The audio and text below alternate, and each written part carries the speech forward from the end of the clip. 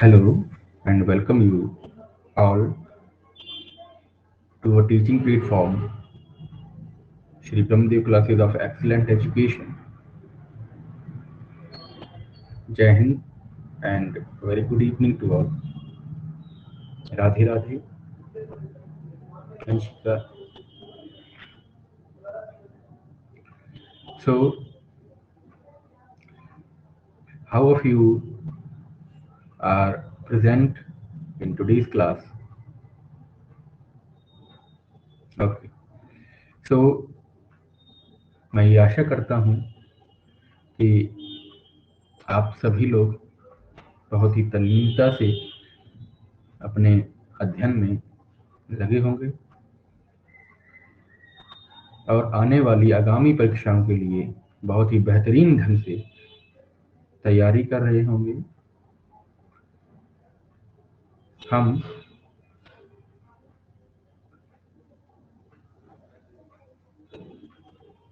बहुत ही तकनीकी रूप से या कह सकते हैं कि कंपटीशन क्लासेस से या कंपटीशन सेक्टर से रिलेटेड जो भी आपको दिक्कतें या परेशानियों का सामना करना पड़ रहा है, उन सभी को विधिवत रूप से समयानुसार हल करेंगे।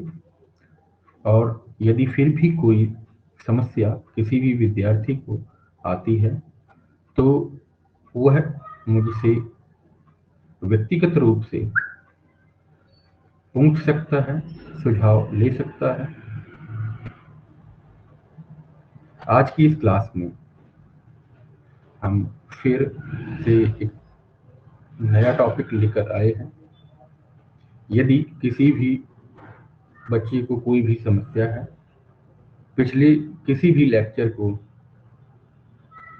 या उससे सन्निहित कोई भी प्रकरण या टॉपिक से, तो वो अपना क्वेश्चन या अपनी क्वेरी कमेंट बॉक्स में टाइप कर सकता है, लिख सकता है।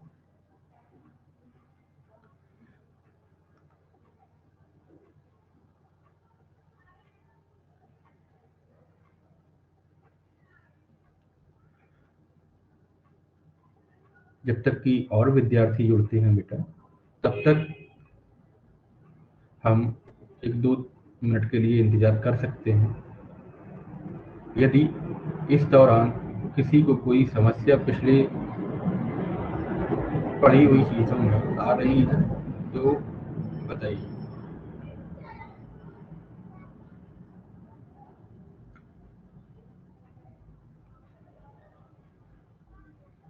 गुड इवनिंग बेटा। Good evening Pragati Shukla.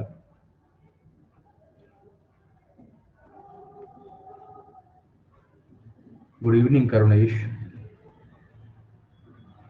Good evening Chhaya. Sorry Chhaya. Okay, good evening बेटा।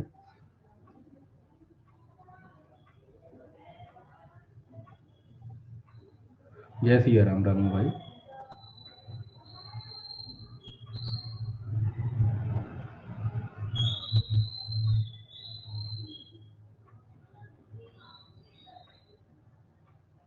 Good evening Aniket.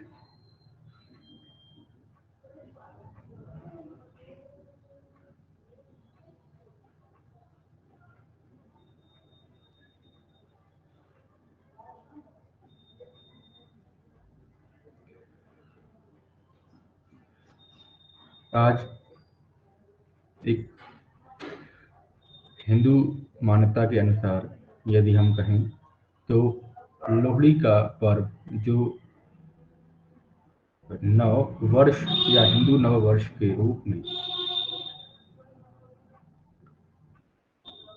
बड़े हर्षोल्लास के साथ मनाया जाता है, तो इस लोहड़ी के पर्व पर आप सभी को मेरी तरफ से और हमारे Shri Brahmadev classes of excellent education की तरफ से सभी को बहुत बहुत शुभकामनाएं और बहुत बहुत बधाई हो। नव वर्ष हमेशा हमें नई ऊर्जा और नए कार्य करने के लिए एक सतत रूप से एक उमंग और उत्साह के द्वारा भरता है।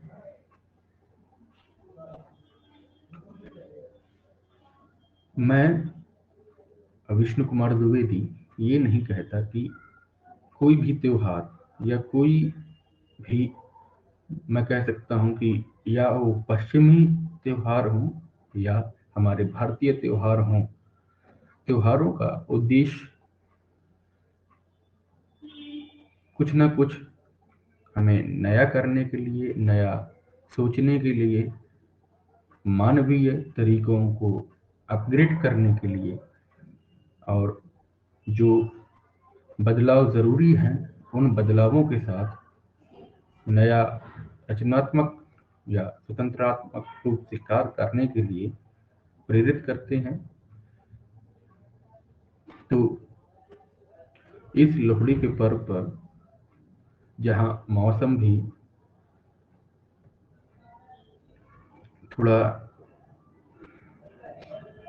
कहीं ना कहीं कह सकते हैं कि मौसम भी परिवर्तित हो जाता है, तो इस परिवर्तित मौसम में और जहाँ ओमिक्रॉन नामक एक भयावह बीमारी हम लोगों के समक्ष फिर से आई है, तो उसको ध्यान में रखते हुए जब ज़्यादा ही ज़रूरी हो तभी अपने घर से निकलें, या बहुत ही महत्वपूर्ण कार्य होने पर बाहर जाएं।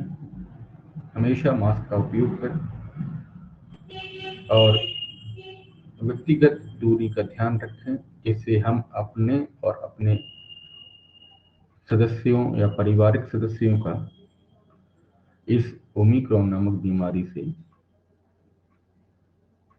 बचाव कर सकें। जैसा कि आप सभी जानते हैं कि प्रत्येक राज्य में बहुत ही प्रमुख रूप में हम कह सकते हैं कि अधिकतर संख्या बढ़ोतरी लगातार होती रही है, और यहाँ दिल्ली का हाल तो सबसे बदतर है।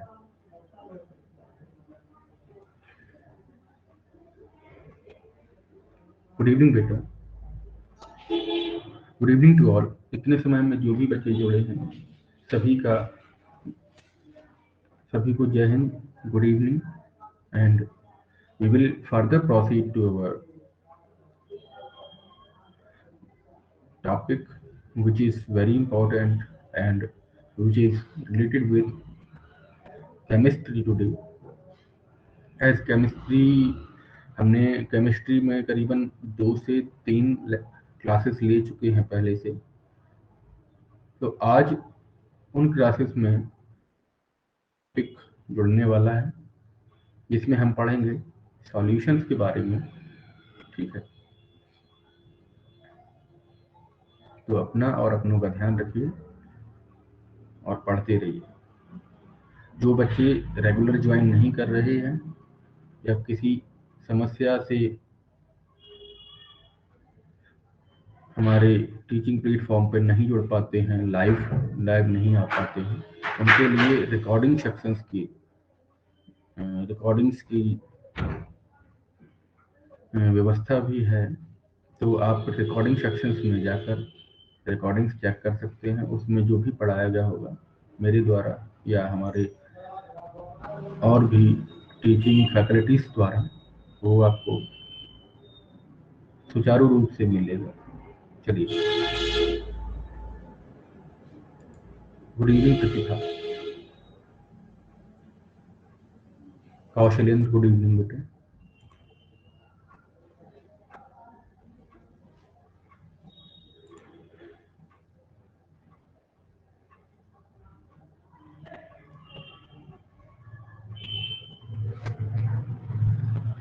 सभी को स्लाइड विजिबल है?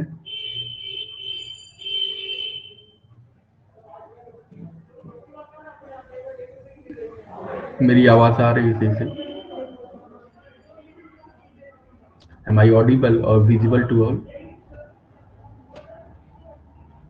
जनरल साइंस केमिस्ट्री का टॉपिक है आज का। इसमें हम पढ़ेंगे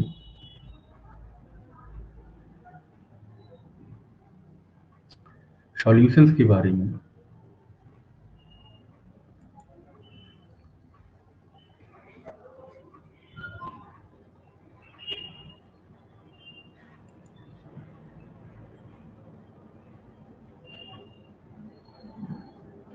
आज का टॉपिक है हमारा सॉल्यूशंस।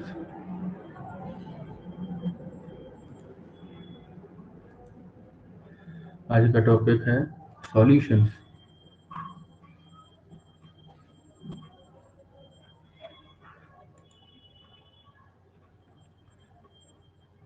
जैसा कि आप देख रहे हैं, इन बीकर्स में बहुत प्रकार के कई प्रकार के सॉल्यूशंस रखे हैं। तो आइए इन सॉल्यूशंस के बारे में विस्तृत रूप से आज पढ़ेंगे कि सॉल्यूशंस क्या हैं, इनकी कंपोजिशंस कैसे किए जाते हैं। सॉल्यूशन वास्तव में बेटा होता क्या है? सबसे पहले ये जानेंगे कि सॉल्यूशन क्या होते हैं।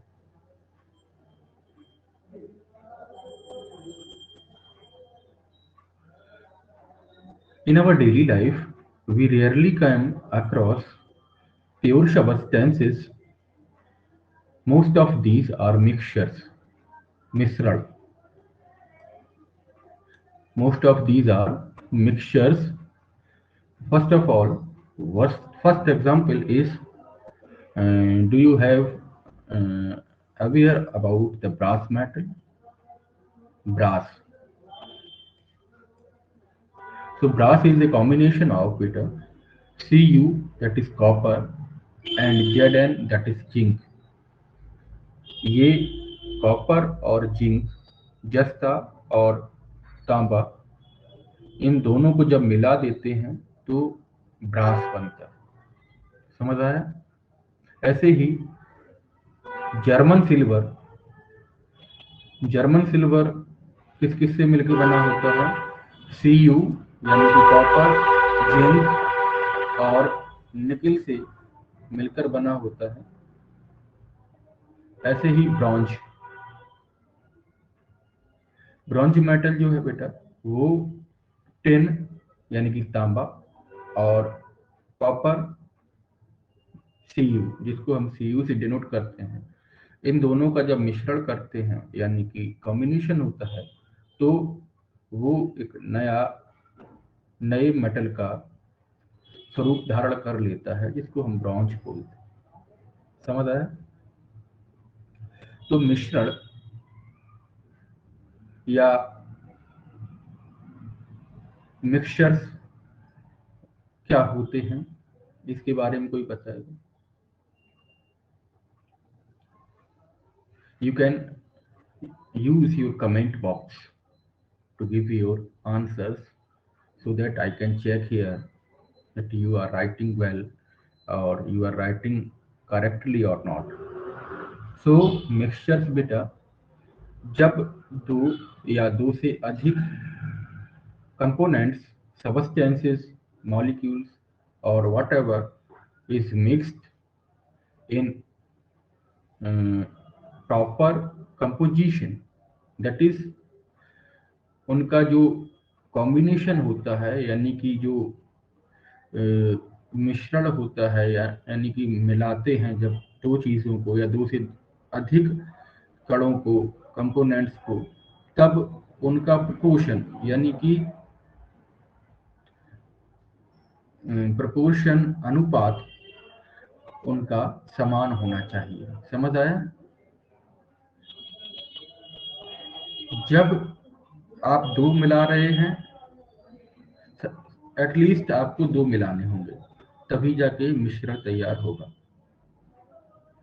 और many of these mixtures is called solutions.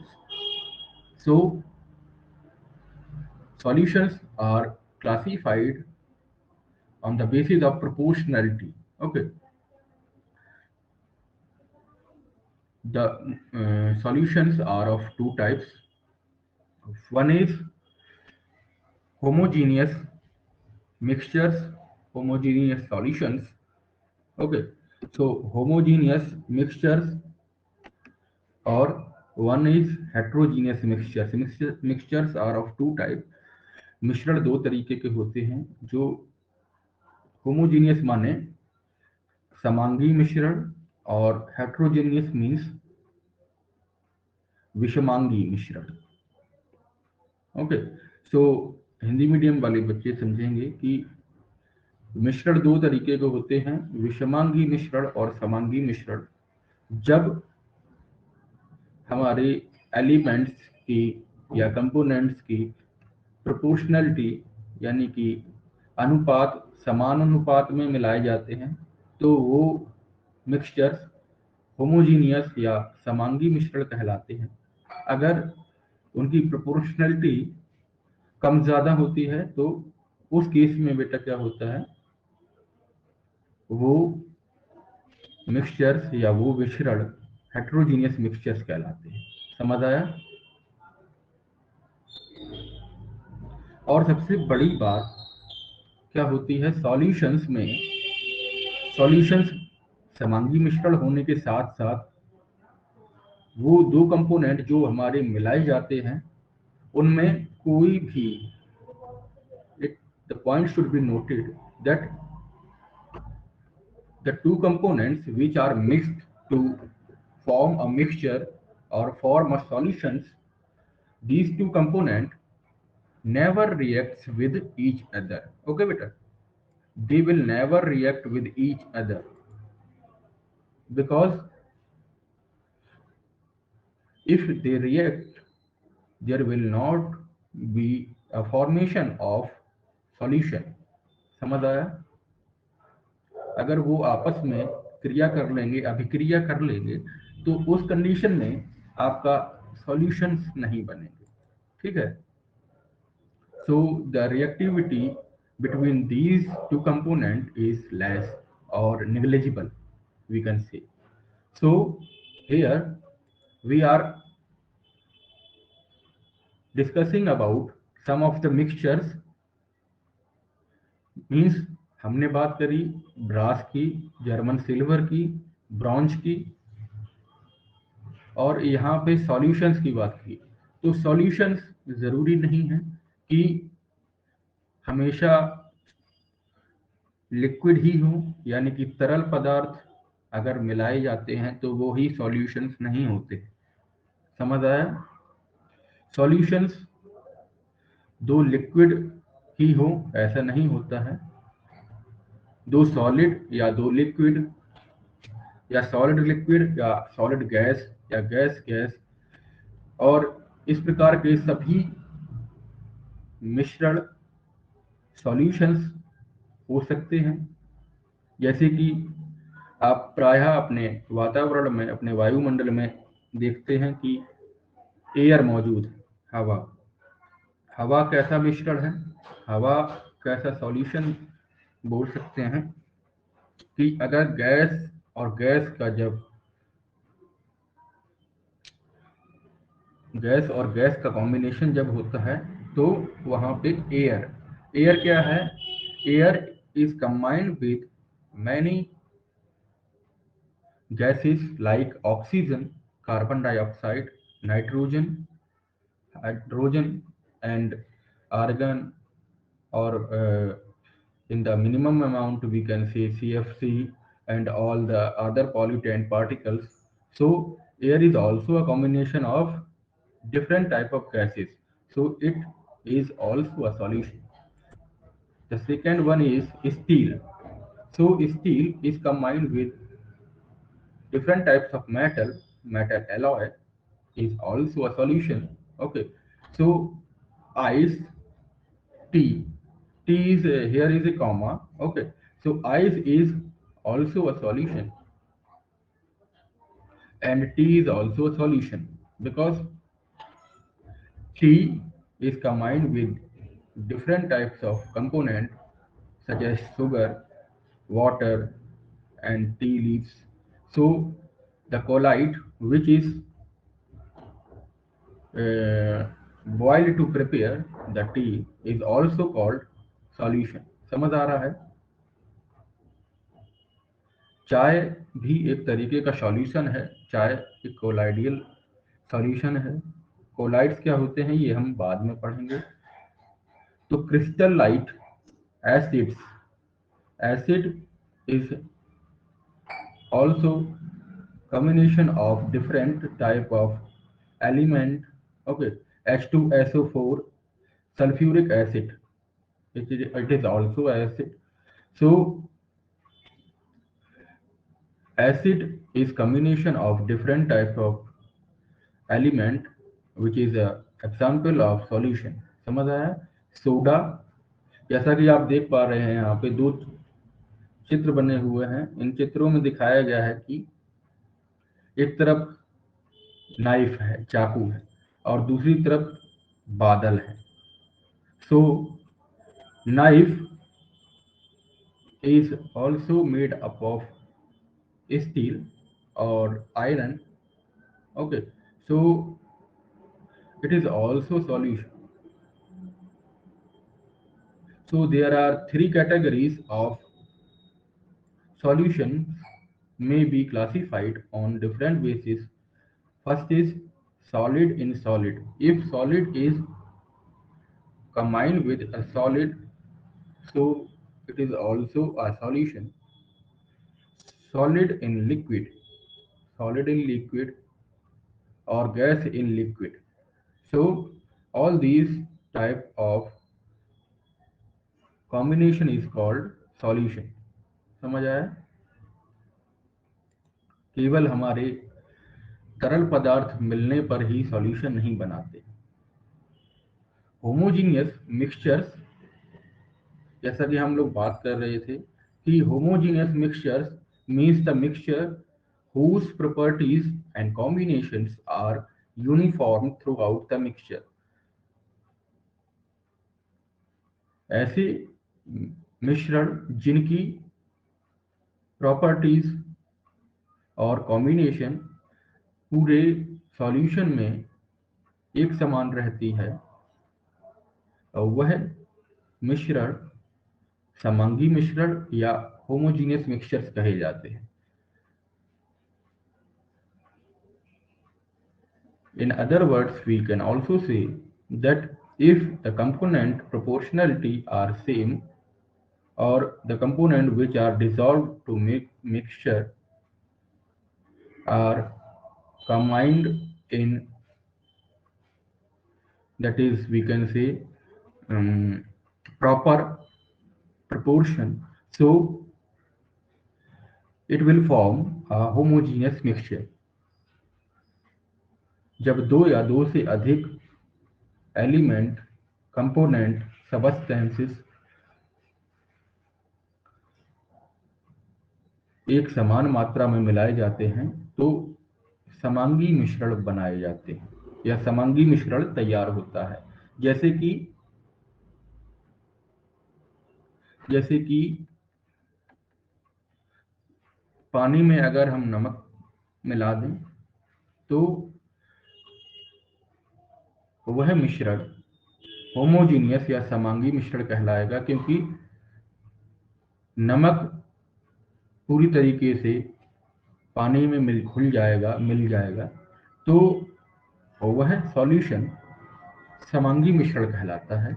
ऐसे ही शक्कर और पानी को जब साथ में मिला देते हैं तो तैयार हुआ मिश्रण होमोजीनियस मिक्सचर कहलाता है। और भी कई सारे इसके उदाहरण हो सकते हैं। नेक्स्ट चलते हैं कि सॉल्यूट और सॉल्वेंट। ये कुछ बच्चों के लिए नया होगा। जो विद्यार्थी आर्ट्स सेक्शन से हैं, साइंस से नहीं हैं, विज्ञान के विद्यार्थी नहीं हैं, तो उनको मैं बता देना चाहता हूं कि सॉल्यूट और सॉल्वेंट से ही मिलकर सॉल्यूशन बना है बेटा। सॉल्यूट ऐसी पदार्थ या ऐसा कंपोनेंट होता है जो सॉल्यूशन में कम मात्रा में मौजूद होता है। सॉल्वेंट क्या है? सॉल्वेंट वह पदार्थ होता है जो सॉल्यूशन में ज्यादा मात्रा में हमें मिलता है। Solutes are component which are in lesser number और present other than solvent in solution. Solvent के अलावा जो कंपोनेंट्स कम संख्या में सॉल्यूशन में विद्यमान होते हैं, उन कंपोनेंट्स या उन पदार्थों को सॉल्यूट कहते हैं। सॉल्वेंट आर दोज बेटा which are in large number, okay, and are generally formed to the solution, okay. So जो कंपोनेंट लार्जर नंबर में होंगे वो सॉल्वेंट कहलाते हैं, ठीक है। और जो जो कंपोनेंट या जो पदार्थ कम संख्या में होंगे वो सॉल्यूट कहलाएंगे। समझ आया? इसको चित्रात्मक रूप में भी हम देख सकते हैं। With the help of the figure we can also watch in this slide that here it is a mixture of something. So solvent is a component which is present in means we can say in large number, and the particle which are yellow here, these are called solute. You can imagine here this liquid as water, and these particles which are of solute particles, we can say, you can imagine it as sugar or salt particle. So solvent plus solute is combined to form a solution. समझ आया? इन दोनों का मिश्रण क्या बनाता है? Solute बनाता है, सॉल्यूशन बनाता है, okay. Solutions are the combination of solute and solvent, जो कि मैंने पहले बताया कि दोनों का कॉम्बिनेशन क्या कहलाता है? सॉल्यूशन कहलाता है। Solvent are those which in which solutes are dissolved. दूसरे शब्दों में हम कह सकते हैं कि सॉल्वेंट वो है या सॉल्वेंट वह पदार्थ है जिसमें हम सॉल्यूट को डिसॉल्व करते हैं या मिलाते हैं to form a solution, solution को बनाने के लिए।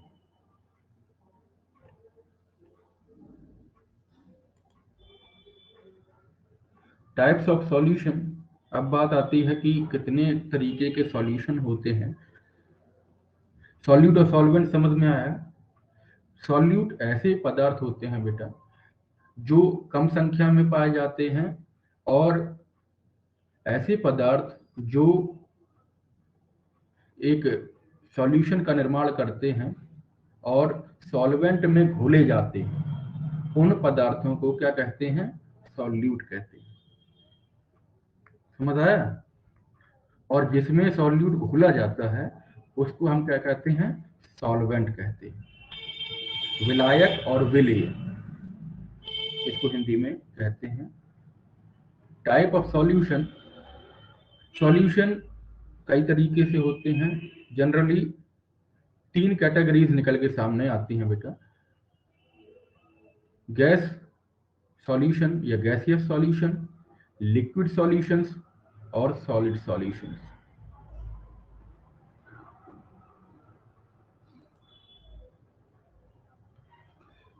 यहाँ पे एक चार्ट दी गई है जिसमें आप विभिन्न तरीके के सॉल्यूट और सॉल्वेंट के हिसाब से, कभी सॉल्यूट गैस होगा, कभी सॉलिड होगा, कभी लिक्विड होगा, कभी गैस होगा। जब दो तरीके के सॉल्यूट को या सॉल्वेंट और सॉल्यूट को जब हम मिला देते हैं तो उन सॉल्यूशंस को बाइनरी सॉल्यूशंस भी कहते हैं। समझ आया?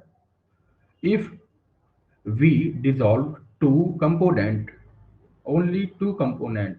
We are considering here only two components.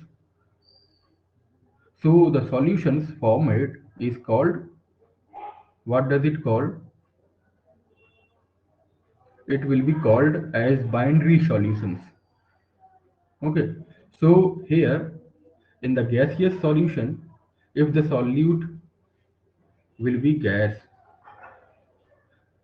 गैसीय सॉल्यूशंस में अगर सॉल्यूट गैस है और सॉल्वेंट भी गैस है, तो उस कंडीशन में क्या होगा, वो गैसीय सॉल्यूशन बनाएगा।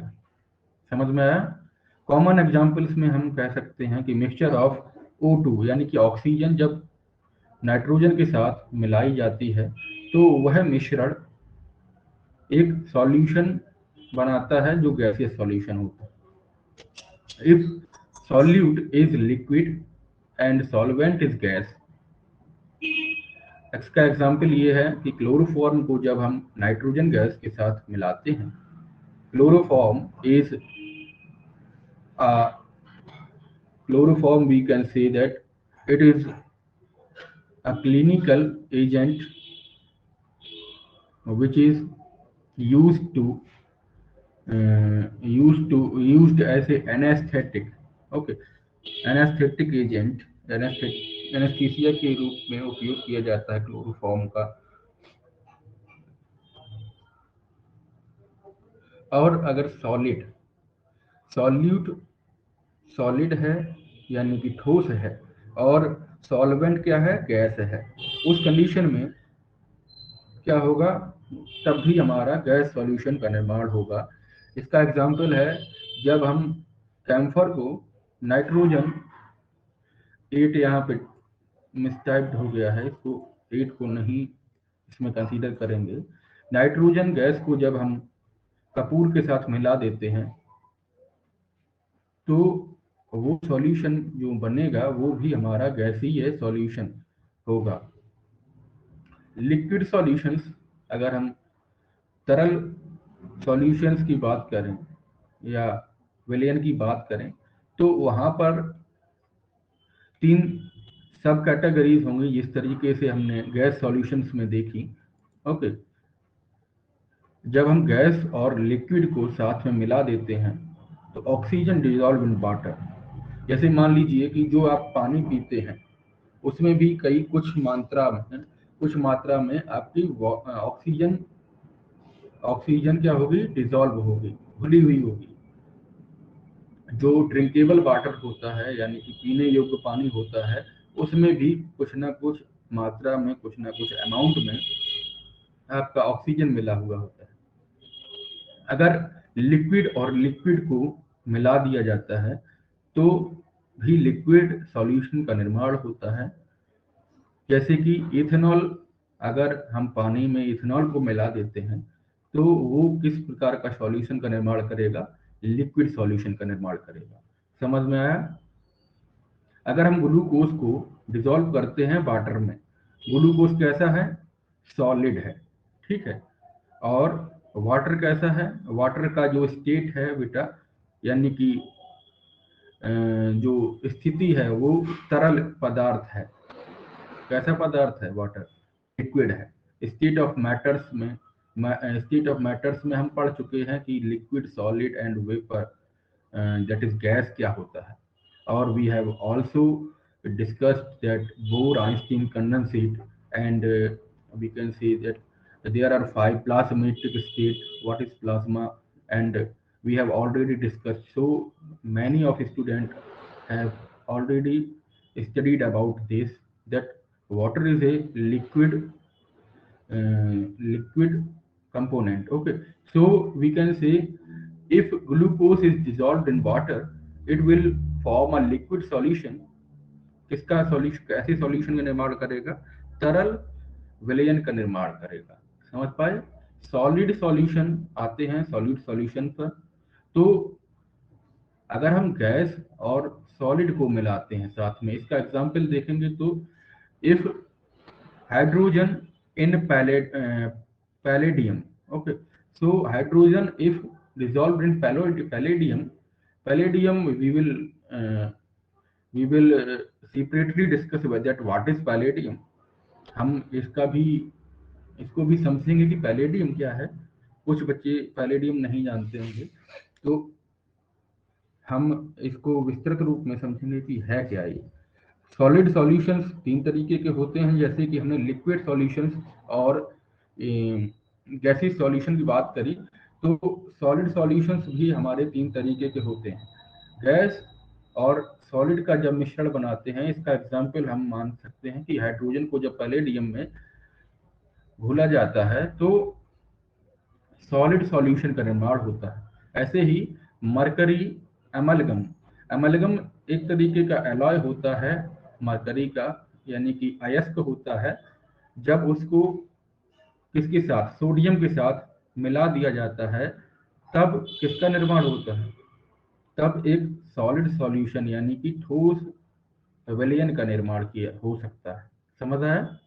ऐसे ही सॉलिड और solid copper dissolved in zinc oxide, that is zinc sulfate, so it will form a,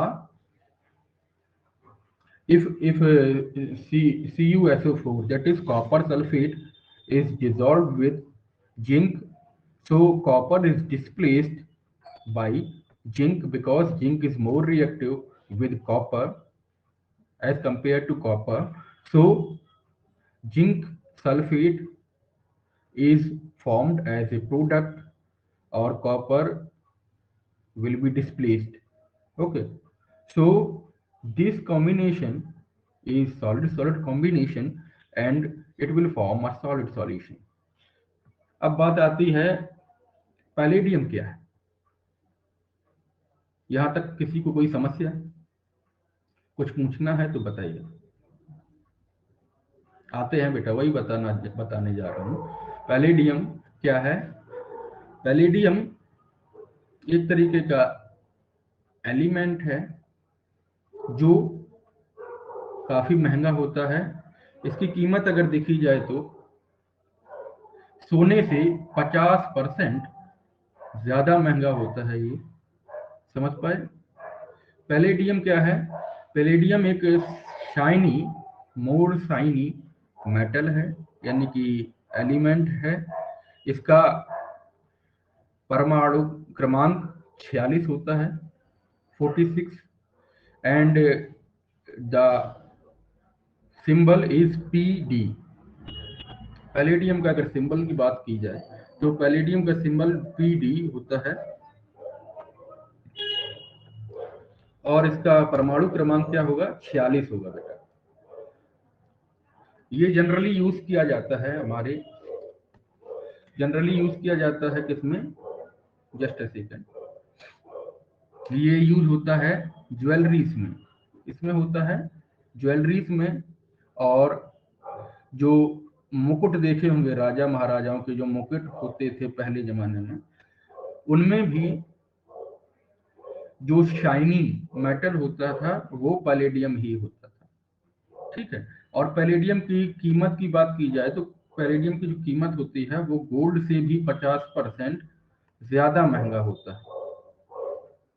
इसका उपयोग मुख्यतः ज्वेलरी में और मुकुट निर्माण में, या ऐसी इंडस्ट्रीज में जहां पे हम ज्वेलरी या उससे रिलेटेड या किसी ऐसे मेटल का निर्माण किया जाता है जहां पे शाइन की जरूरत होती है, यानी कि चमक की जरूरत होती है, वहां पे हम इसका उपयोग करते हैं। पैलेडियम एक बहुत ही, पैलेडियम मीन्स ये एक शाइनी मेटल है। और प्लेटिनम, प्लेटिनम जानते हैं? प्लेटिनम के जैसे ही एक एलिमेंट है, और प्लेटिनम से डेंसर होता है। समझ पाए? चलिए, और एमेलगम बताया जाए मैंने। एमेलगम क्या है? एमेलगम ऑफ मरकरी से तात्पर्य है कि ये एक अयस्क है, मरकरी का अयस्क। जैसे आपने पढ़ा होगा कि बॉक्साइट, बॉक्साइट किसका अयस्क है? बॉक्साइट भी एक अयस्क है। उसी तरीके से आपका एमलगम, बॉक्साइट एल्युमिनियम का अयस्क होता है बेटा। ये मैंने पढ़ा दिया है, इस वजह से मैंने नहीं बताया था। ठीक है, चलिए अब आते हैं सॉल्यूशंस कंसंट्रेशन पर। सॉल्यूशन यानी कि तरल पदार्थ या ऐसे सॉल्यूशन जिसमें आपका दो तरीके से मैंने बताया सॉल्यूट और सॉल्वेंट होते हैं, समझ पा रहे हैं? दो तरीके के कंपोनेंट होते हैं। अगर उनकी मात्रा घटाई या बढ़ाई जा सकती जाए तो वो कंसंट्रेशन को बताती है, यानी कि सांद्रण। हिंदी वाले समझिए कि कंसंट्रेशन माने सांद्रण का मापन करने के लिए कुछ विधियां होती हैं और उन्हीं के बेस पे हम समझ सकते हैं कि जो सॉल्यूशन है वो किस तरीके का है। So there are two type of methods which are used to determine the concentration of the solution. So composition of solutions may be described by expressing its concentration. यानी कि सॉल्यूशन का सांद्रण दो तरीके से मापा जा सकता है या उसको दो तरीके से ज्ञात किया जा सकता है। पहला है क्वालिटेटिव, गुणात्मक, और क्वांटिटेटिव। ठीक है, तो दो तरीके से हैं ये। चलिए, डाइल्यूट सॉल्यूशन या कंसंट्रेटेड सॉल्यूशन। डाइल्यूट मीन्स पतला और कंसंट्रेटेड माने सांद्रण। दो तरीके के सॉल्यूशंस होते हैं। Dilute means lesser amount of solute in is dissolved in solution. समझ पाए? अगर सॉल्यूट यानी कि सॉल्यूट जो कम मात्रा में मिलाया जाता है, जैसा कि मैंने पहले आपको पढ़ाया, अगर उसकी मात्रा सॉल्यूशन में कम है तो सॉल्यूशन कैसा बनेगा? पतला सॉल्यूशन बनेगा। इसको इंग्लिश में डाइल्यूट सॉल्यूशंस भी बोलते हैं। अगर कंसंट्रेटेड सॉल्यूशन की बात की जाए, concentrated means when the amount of solute is more in solution. अगर सॉल्यूशन में सॉल्यूट की मात्रा अधिक है तो उस केस में क्या होगा बेटा? उस केस में सॉल्यूशन कंसंट्रेटेड सॉल्यूशन होगा।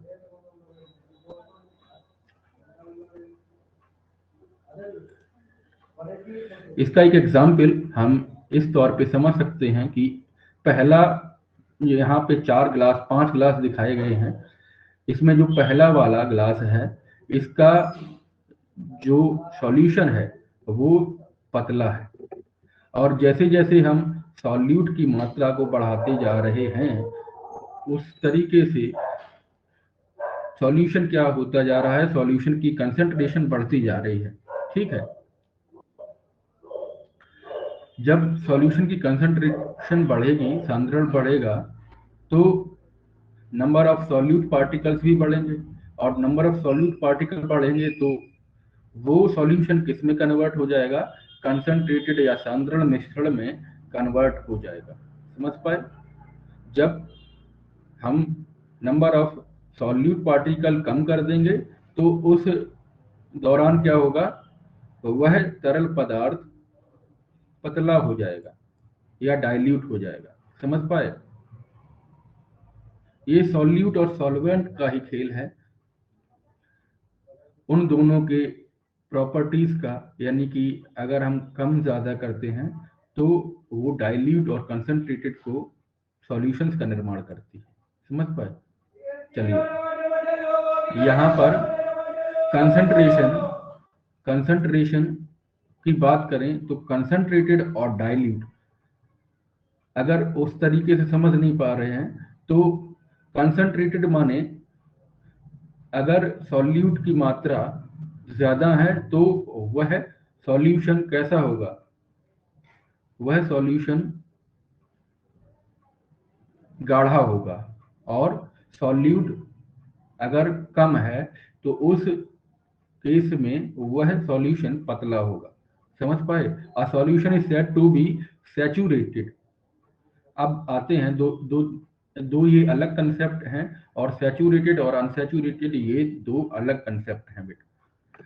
यहाँ पे जो देख पा रहे होंगे कि जो बैगनी कलर में है वो क्या है, वो आपके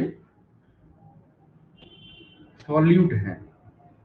बैगनी कलर में जो छोटे पार्टिकल दिख रहे हैं बेटा, वो आपके क्या हैं, सॉल्यूट हैं। और यहाँ पे जो नीले कलर से दिख रहे हैं वो सॉल्वेंट हैं।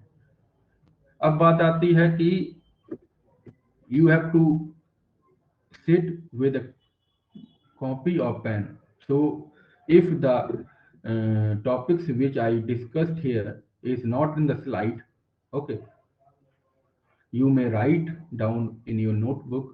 Okay, so कभी कभी ऐसा होता है बेटा कि पढ़ाते वक्त अगर कोई टॉपिक दिमाग में आता है, तो अगर वो स्लाइड में नहीं है तो you will miss that topic.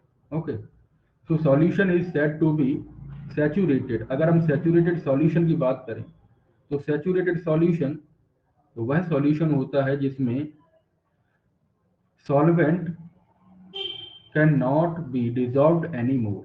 अगर हम दो तरीके से मान लीजिए, अगर आप एक सिंपल एग्जांपल लेते हैं कि अगर हम शक्कर और पानी का मिश्रण ले लें और उसको जब हम डिजॉल्व करेंगे, शक्कर को डिजॉल्व करेंगे पानी में, तो एक कंडीशन ये आएगी कि शक्कर की जितनी भी मात्रा होगी वो पानी में घुल जाएगी। और अगर हम पानी को बढ़ाते जाएंगे तो एक कंडीशन ये आएगी कि हम उसमें ज़्यादा पानी नहीं डालेंगे क्योंकि मिठास खत्म हो जाएगी। तो ऐसे ही सॉल्यूशन, वो सॉल्यूशन क्या बनेंगे, वो सॉल्यूशन सैचुरेटेड सॉल्यूशन बनेंगे। वो कंडीशन कैसी होगी, सैचुरेटेड की होगी। समझ रहे हैं? अब सैचुरेटेड और अनसैचुरेटेड सॉल्यूशन क्या होते हैं, इनके बारे में समझेंगे कि अनसैचुरेटेड सॉल्यूशन वो सॉल्यूशन होते हैं मोर सॉल्यूट डिजॉल्व। अगर हम जरूरत से ज्यादा किसी विलयन में जरूरत से ज्यादा सॉल्यूट मिला देते हैं तो एक कंडीशन ये आती है कि अब उसमें सॉल्यूट मिला नहीं सकते। समझ पाए? उसमें आप एक कंडीशन ये आएगी कि सॉल्यूट आप मिला नहीं पाएंगे, तो वह सॉल्यूशन अनसैचुरेटेड सॉल्यूशन बोले जाएंगे। और सैचुरेटेड आपने समझ ही लिया है अभी कि नो मोर सॉल्यूट डिजॉल्व। अगर उसमें सॉल्यूट नहीं मिला सकते हैं, आप ज्यादा सॉल्यूट नहीं मिला सकते हैं, तो वो सैचुरेटेड सॉल्यूशन हो जाएगा। और अनसैचुरेटेड सॉल्यूशन वही सॉल्यूशन होते हैं जिसमें सॉल्यूट आप डिजॉल्व कर सकते हैं। मोर सॉल्यूट डिजॉल्व, जितना ज्यादा सॉल्यूट मिलाएंगे उतना ज्यादा आपका सैचुरेटेड होगा सॉल्यूशन। पर और तीसरी कंडीशन, सबकी सबका एक क्रिटिकल पॉइंट होता है, जिस क्रिटिकल पॉइंट में आप सुपर सैचुरेटेड कंडीशन को पढ़ेंगे। इसमें क्या होता है कि क्रिस्टल्स में ग्रो, जैसा कि आप देख रहे हैं यहाँ पे कि किसी एक सॉल्यूशन को हमने लिया है, इसमें आपकी यहाँ पे आइस क्यूब बन गए हैं। यहाँ पे क्या बन गया है, आइस क्यूब बन गए हैं। तो ऐसी कंडीशन तब आएगी बेटा जब हम सैचुरेटेड सॉल्यूशन को कूल करेंगे या ठंडा करेंगे, धीरे धीरे धीरे धीरे क्या करेंगे और ठंडा कर लेंगे। On cooling we will we will get to know that it is converted it into the super saturated solution। यहाँ पे क्रिस्टल्स का निर्माण होगा। जैसे कि आप देखते हैं कि पानी पानी को जब हम फ्रिज में रख देते हैं तो वो कंडेंस्ड होके ठंडा होके आइस क्यूब का शेप क्रिएट कर लेता है, यानी कि धारण कर लेता है। तो उस केस में क्या होगा वो सुपर सैचुरेटेड सॉल्यूशंस में आएगा।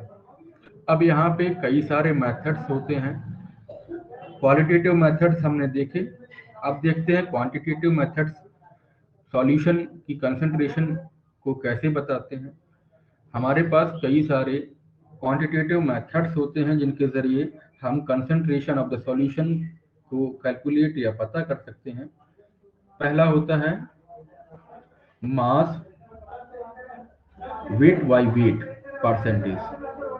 Weight by weight percentage is to be calculated when mass of component in the solution upon total mass of the solution. अगर हमें किसी भी सॉल्यूशन की वेट बाय वेट परसेंटेज निकालनी है बेटा, तो उस केस में क्या करेंगे, मास ऑफ कंपोनेंट जिसकी हमें कंसंट्रेशन निकालनी है उसको हम ऊपर रखेंगे, mass of component in the solution which concentration is to be calculated. समझ पाए? उन कंपोनेंट को हम ऊपर रखेंगे, न्यूमरेटर में रखेंगे जिनको हमें निकालना है, जिनकी कंसंट्रेशन निकालनी है, और total mass of the solution यानी कि कितना आपका द्रव्यमान है, सॉल्यूशन का जो द्रव्यमान है वो कितना है, टोटल डिनोमिनेटर में रखेंगे और इसका गुणा करेंगे 100 से, तो हमें क्या प्राप्त होगा, मास, यानी कि वेट बाई वेट परसेंटेज हम निकाल पाएंगे। ऐसे ही वॉल्यूम बाई वॉल्यूम परसेंटेज कैसे कैलकुलेट करते हैं, जिस कंपोनेंट का वॉल्यूम निकालना है उस कंपोनेंट के वॉल्यूम को ऊपर रखेंगे और अपॉन टोटल वॉल्यूम उस सांद्रण का या उस मिश्रण का या उस सॉल्यूशन का कितना वॉल्यूम है उसको हम नीचे रखेंगे, और परसेंटेज जब निकाल रहे हैं तो 100 से तो गुणा करना ही होगा। ये दो तरीके हो गए।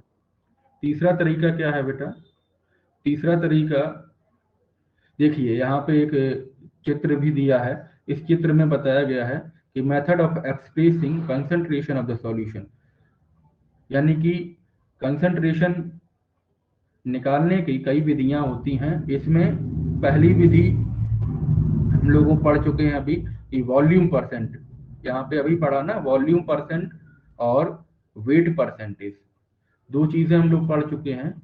अब क्या आएगा, नॉर्मलिटी, मोरालिटी, ठीक है, और mole fraction, concentration in PPM, part पर मिलियन, ओके, और यहाँ पे परसेंटेज कंसंट्रेशन,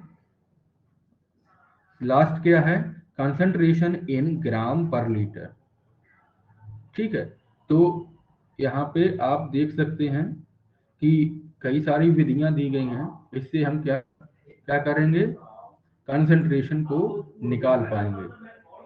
तीसरा क्या है, तीसरा ये है कि mass by volume percentage, volume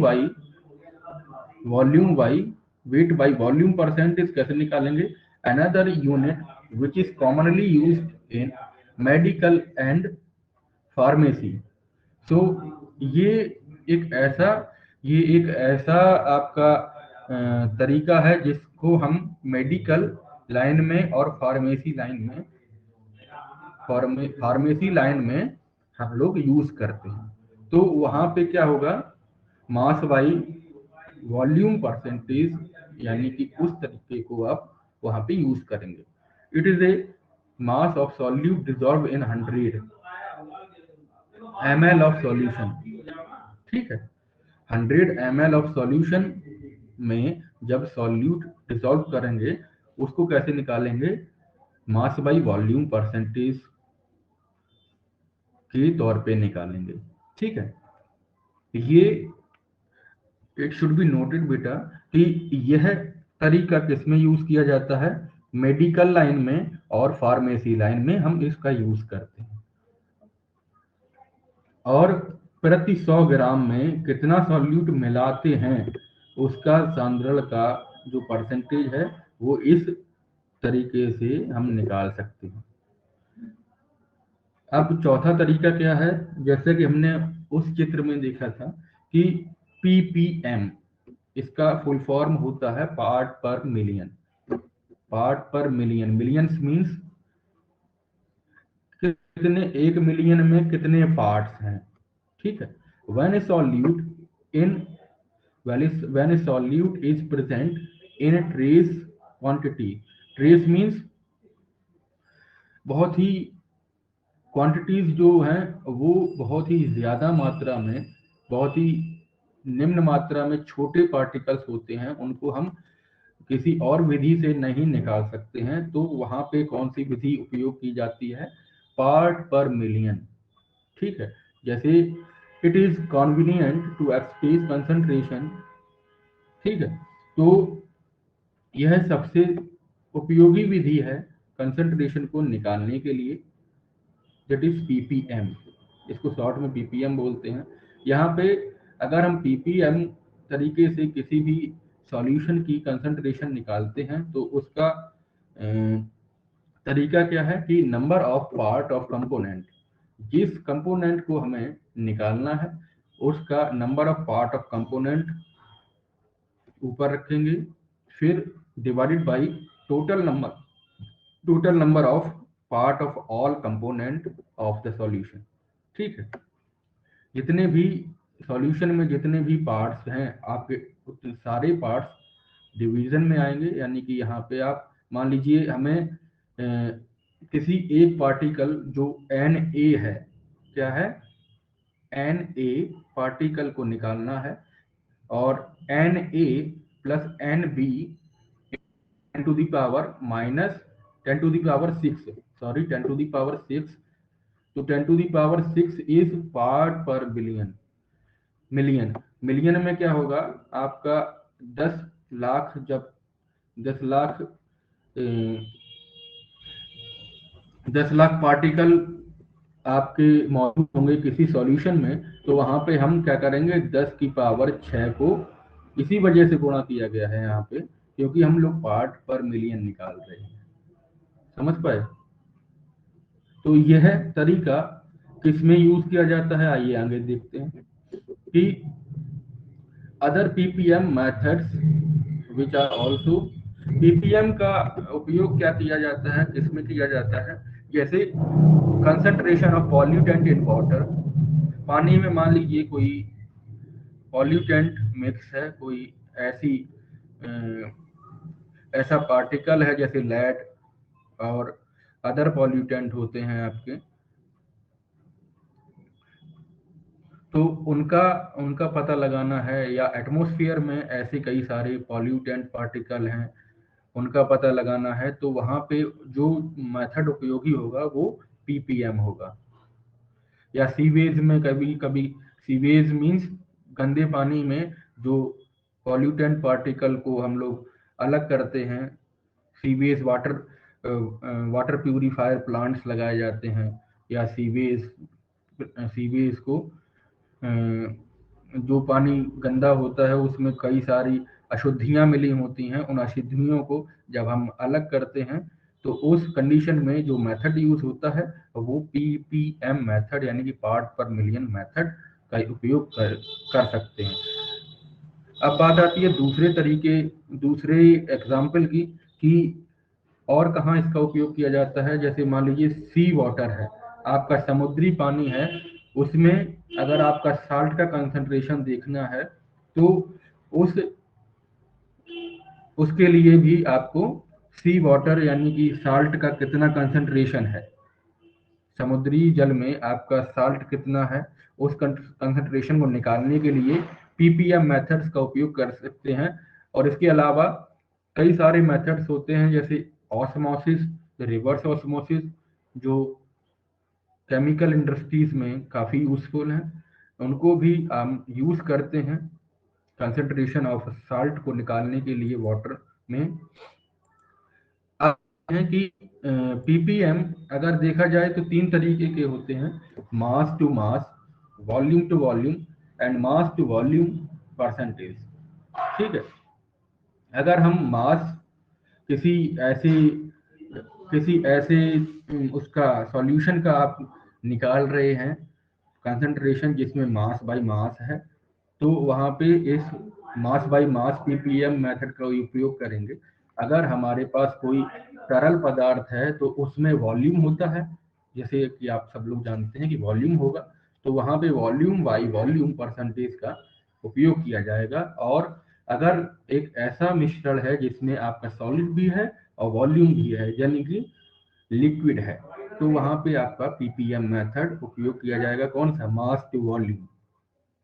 समझ पाए? चलिए,